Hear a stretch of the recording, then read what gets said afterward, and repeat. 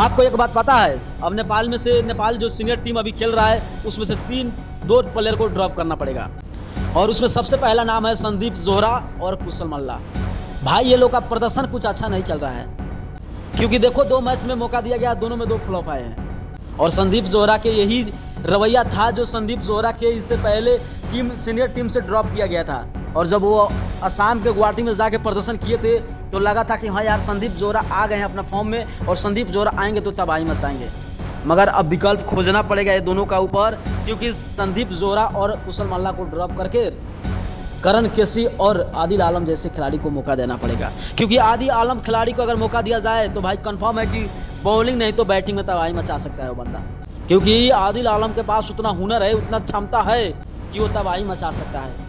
और सच में आदिल आलम एक अनुभवी खिलाड़ी हैं, एक अनुभवी खिलाड़ी खेल चुके हैं और बड़े बड़े टूर्नामेंट्स भी खेल चुके हैं। तो भाई मैं तो बोलता हूँ कि कुशल मल्ला चाहे संदीप जोहरा को ड्रॉप करके आदिल आलम को एक भी मैच में मौका देना चाहिए, क्योंकि आदिल आलम को भी समझना जरूरी है नेपाल क्रिकेट टीम को, क्योंकि वहाँ से आने वाला है वर्ल्ड कप और वर्ल्ड कप से पहले नेपाल को बहुत सारे मौका देना होगा आदिल आलम को। उसके बाद ही अगर आदिल आलम भी नहीं सेट होते हैं तो अपने खिलाड़ी वहाँ पे अनिल कुमार शाह भी बैठे हैं, तो भाई अनिल कुमार शाह को भी मौका दिया जा सकता है। तो आप लोगों को क्या राय है कि किसको मौका देना चाहिए, किसके जगह पर अपना राय जरूर कमेंट कीजिए और वीडियो को ज़्यादा से ज़्यादा शेयर करके चैनल जरूर सब्सक्राइब कीजिए।